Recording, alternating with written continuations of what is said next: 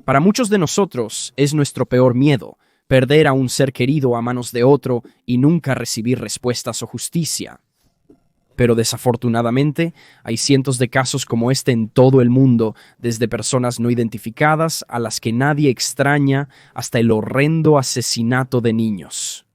Estos son solo 3 horribles misterios históricos que te dejarán con más preguntas que respuestas.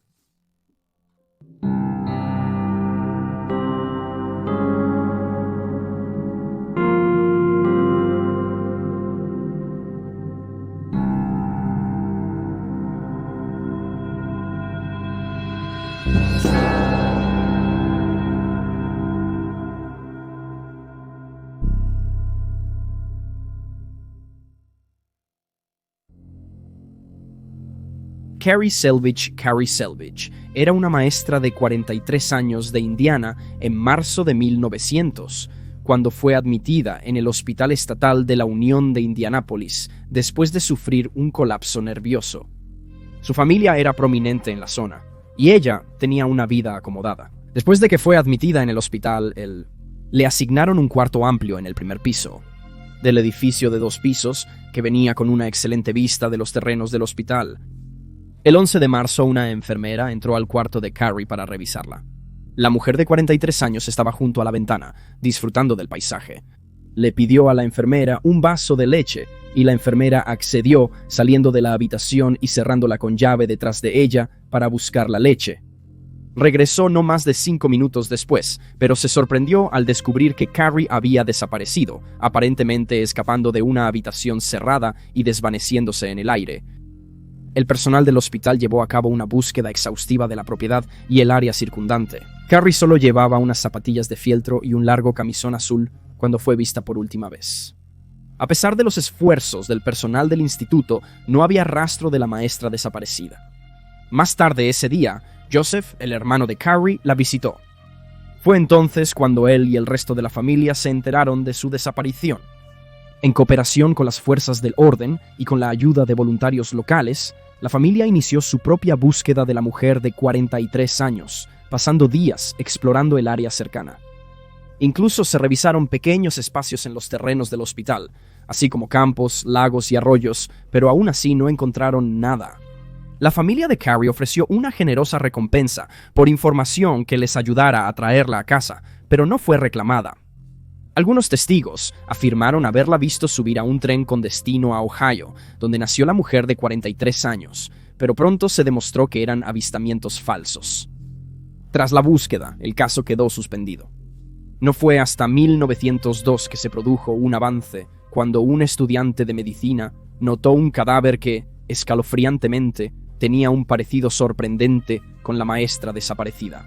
El estudiante, junto con sus compañeros, había estado viendo una conferencia sobre la disección de un cadáver cuando notó las similitudes.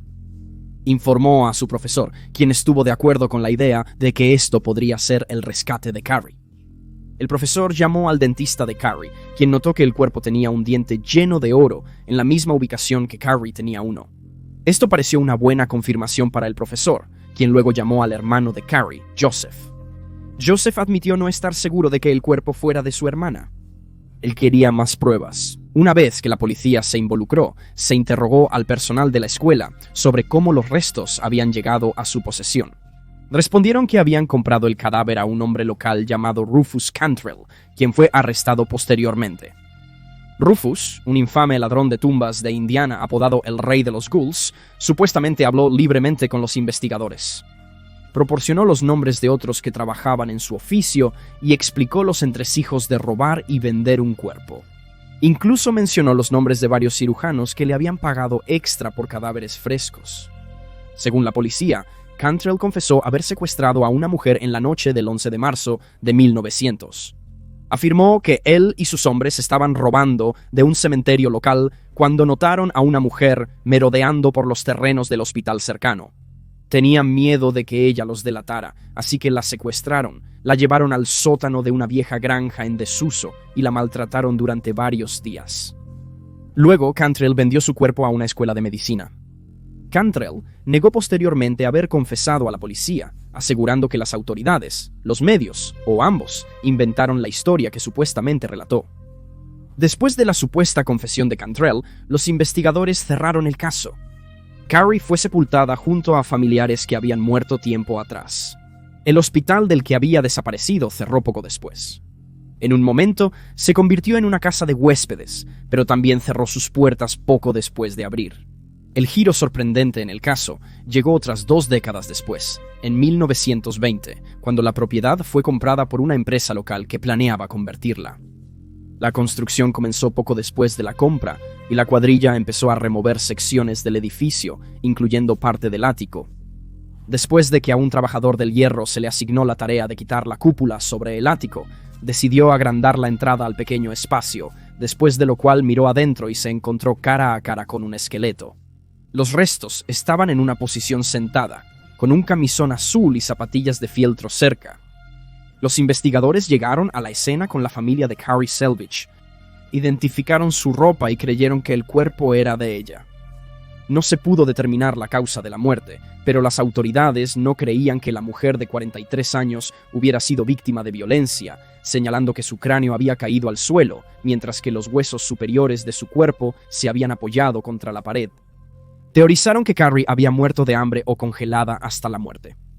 Sin embargo, la familia de Carrie no quedó satisfecha con las respuestas recibidas. Joseph, en particular, expresó su creencia de que un trabajador del hospital había quitado la vida de su hermana y escondido su cuerpo en el ático.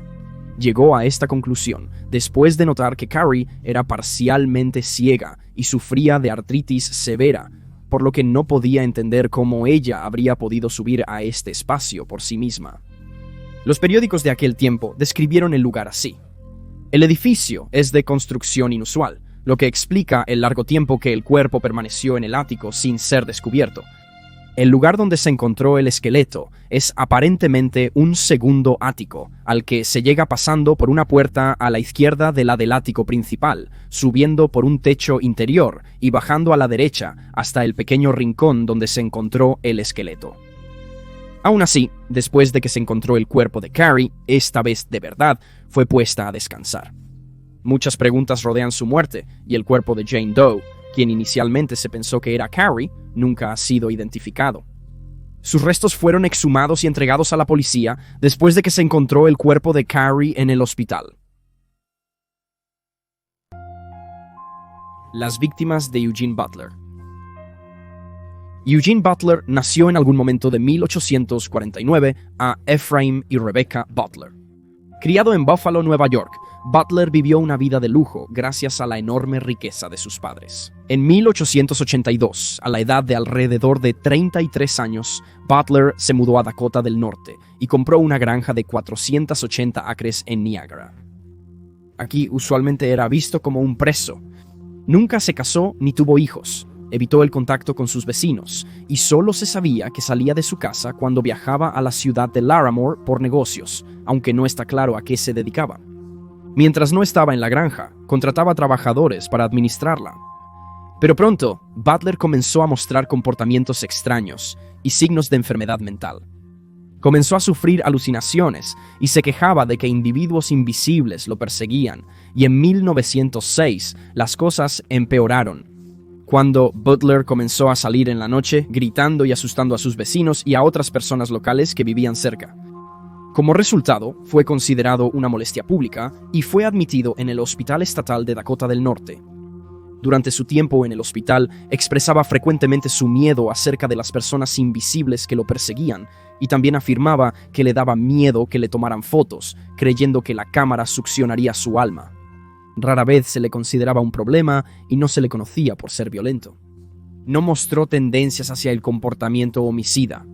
De hecho, se le consideraba galante y le gustaba asistir a los bailes del hospital e incluso desarrolló un enamoramiento por una de las doctoras.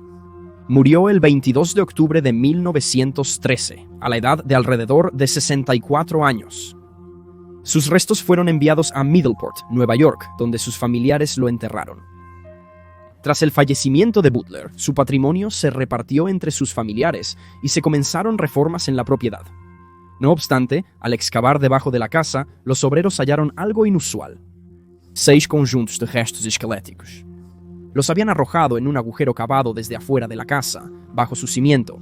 Más tarde se determinó que todos pertenecían a adolescentes y jóvenes, y sus cráneos habían sido aplastados. Al menos 2 de sus víctimas tenían las piernas rotas. Los periódicos de la época sugerían que esto se hizo para que el cuerpo cupiera en el lugar de desecho. Se determinó que el arma homicida era un instrumento afilado, que dejaba un agujero claramente definido en el lado izquierdo de cada cráneo, y se creía que las víctimas habían sido asesinadas entre 1903 y 1906. Antes de que se estableciera que los restos pertenecían a jóvenes, se rumoreaba que Butler era responsable de la masacre de una familia entera, pero la policía señaló que no faltaban familias en la zona. Pronto surgieron otros detalles sobre las víctimas. Uno tenía entre 15 y 18 años y otro la nariz torcida. Los investigadores no pudieron establecer sus identidades, pero sospechaban que todas las víctimas eran personas sin hogar que habían sido contratadas por Butler para ayudar a trabajar en su granja durante el verano cuando se fue de viaje de negocios. Esto explicaría por qué nadie reportó como desaparecidos o notó la ausencia de los peones de Butler. Los detectives también teorizaron que las víctimas fueron asesinadas porque su empleador creía que le estaban robando, ya que supuestamente tenía mucho dinero en efectivo por su casa, y se sabía que era paranoico y delirante. Además, no se encontraron pertenencias personales ni ropa con los cuerpos. Se cree que las víctimas fueron enterradas desnudas, y que Butler quemó su ropa después de sus muertes. Después de filtrarse la noticia sobre los asesinatos, los lugareños curiosos visitaron la granja para ver la escena del crimen. Posteriormente, se reveló que faltaban algunos huesos de los restos, sugiriendo que los visitantes los habían hurtado. En los 108 años desde que se descubrieron los cuerpos, ninguno ha sido identificado. Una posible pista surgió poco después de que se encontraron los restos, cuando Leo Obansky, un rico agricultor que residía en Minnesota, afirmó que su hermano, John, quien a veces usaba el apellido Miller, podría haber sido una de las víctimas. Había desaparecido cerca de Niagara en 1902, y antes de desaparecer, había escrito a su hermano para informarle que estaba trabajando para un soltero en la ciudad. El matasellos de la carta indicaba que se había enviado desde Larimore, la ciudad donde Butler realizaba negocios. Sin embargo, no se ha confirmado si una de las víctimas de Butler fue John Urbanski. El esfuerzo más reciente para identificar a las víctimas fue en 2016, cuando el departamento del sheriff del condado de Grand Forks se dirigió al público en un esfuerzo por encontrar nuevas pistas. El departamento también solicitó que cualquier persona con huesos robados de la escena los devuelva, ya que podrían ayudar a resolver el caso. Para 2016, los registros de casos antiguos fueron destruidos o perdidos. No parece haberse hecho ningún progreso en este momento. Jan van Kalk. Jan van Kalk nació en Bruselas, Bélgica, el 17 de septiembre de 1887. En 1906 vivía con sus abuelos, pero todas las noches pasaba 1 o 2 horas con su madre, mientras la acompañaba su abuelo. No está claro por qué Jean no vivía con su madre, pero su padre estaba ausente de su vida. Era tipógrafo, trabajaba con el periódico y había abandonado a la familia en algún momento antes del nacimiento de su hija. A las 6:30 de la tarde del 7 de febrero de 1906, Jen, de 8 años, salió de la casa de sus abuelos como solía hacer. Esta vez, por primera vez, se le permitió visitar sola a su madre porque su abuelo estaba trabajando. Sin embargo, Jean nunca llegó a la casa de su madre en la esquina del Boulevard Boudoir. Cerca de las 23:45 de esa noche, Joseph Ellenbosch, un maquinista sin relación con la niña de 8 años, vio un paquete fuera de la puerta de una casa local, demolida en 1965. Al encontrar el paquete muy sospechoso, Joseph alertó a las autoridades, quienes enviaron a un solo policía para inspeccionarlo. Llevó el paquete de vuelta a la estación y los oficiales finalmente lo abrieron por orden del jefe del departamento. Dentro había un abrigo de guisante azul y un vestido a cuadros. Al inspeccionar de cerca, vieron sangre. Luego, el artículo en el paquete cayó al suelo, y los oficiales se dieron cuenta de que era el cuerpo de una niña pequeña. Había sido desmembrada, envuelta en papel grueso y atada con una cuerda de cáñamo. Su cuerpo aún estaba caliente, sus piernas habían sido removidas y faltaban en el paquete. La prensa y el fiscal público fueron informados de inmediato, al igual que el comisionado de policía. Poco después de que la policía desempacó el cuerpo, se informó que Jean había desaparecido. Los investigadores hicieron la conexión entre la ropa en el cuerpo y la ropa con la que se vio por última vez al niño de 8 años. Al enterarse de la muerte de Jean, su madre se desmayó.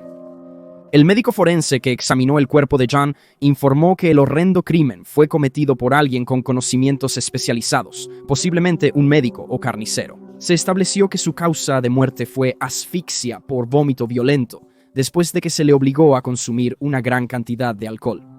La mayoría de las fuentes informaron que fue violentamente maltratada, con una especificando que fue agredida sexualmente antes de la muerte. Se determinó que su hora de muerte fue entre las 8 y las 9 p.m. Poco después del entierro de Jean, las fuerzas del orden comenzaron a buscar al perpetrador. Dragaron canales para encontrar sus piernas desaparecidas, pero no se encontraron hasta el 16 de febrero, 9 días después de su asesinato. Un jardinero encontró 2 paquetes, de unos 40 centímetros de longitud, en el antiguo Parque Real de Stauffenberg, que contenían las piernas de la niña. Fueron envueltas en páginas del periódico, fechadas el 12 y 27 de enero, 1906. Era el mismo periódico donde trabajaba su padre. Además, se usaron páginas del Journal de París. Las botas de Jean fueron halladas en el área un día antes. Tras este descubrimiento, el gobierno belga ofreció una recompensa de 20.000 francos belgas a cualquier persona que pudiera identificar al asesino de la niña, e incluso ofreció clemencia con respecto a cualquier persona indirectamente involucrada que se incriminara a sí misma. Durante la investigación, se envió un perro policía a la escena del crimen. Se detuvo en la casa donde se encontró el paquete que contenía el cuerpo de Jean y luego en otra casa. Luego el canino ladró durante mucho tiempo fuera de la casa perteneciente a los abuelos de la niña. Finalmente, 2 hombres fueron detenidos, al igual que un aprendiz de carnicero llamado Jean Meny, pero todos fueron liberados sin cargos. Algún tiempo después se descubrió una camisa ensangrentada, aunque nunca se confirmó que estuviera relacionada con el caso. Una persona de interés fue nombrada Dr. Nysons, pero nuevamente no se encontró ninguna conexión concreta. El caso de Jean fue muy publicitado y generó mucho miedo en torno a los niños desaparecidos, así como mucha indignación, ya que la policía no logró resolver el misterio. Los periódicos de la época criticaron la incompetencia de los investigadores, y en 1909, un abogado parisino publicó sus hallazgos después de que obtuvo acceso a los archivos de la policía y notó 29 fallas en la investigación. Algunas pistas no se siguieron porque provenían de una niña que era amiga de Jean. La niña informó que vio a su amiga alrededor de las 7 de la noche en la noche que desapareció, cerca de la casa de sus abuelos, en compañía de un hombre que parecía conocer y confiar, pero en dirección opuesta a la casa de su madre.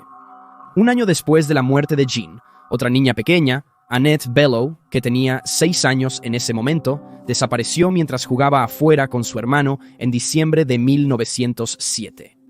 Un hombre entre 35 y 40 años se acercó a los niños, pidiéndole al hermano de Annette que fuera a comprarle cigarrillos.